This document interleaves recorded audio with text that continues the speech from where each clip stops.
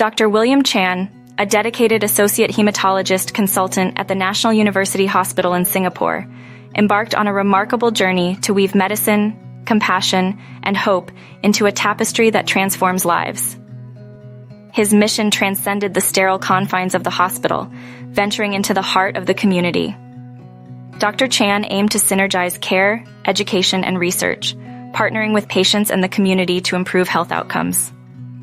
Beyond hospital walls, Dr. Chan's influence spread like ripples in a pond.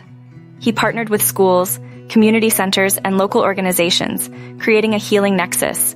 Health screenings, workshops on nutrition, and blood drives became integral threads in the fabric of daily life. In the division of Pediatric Hematology, Dr. Chan faced his greatest challenge: adolescents battling cancer, blood disorders, and the need for stem cell transplants. His team worked tirelessly, bridging science and compassion, whispering courage to young warriors. Dr. Chan's office bore witness to countless stories of pain, courage, and triumph.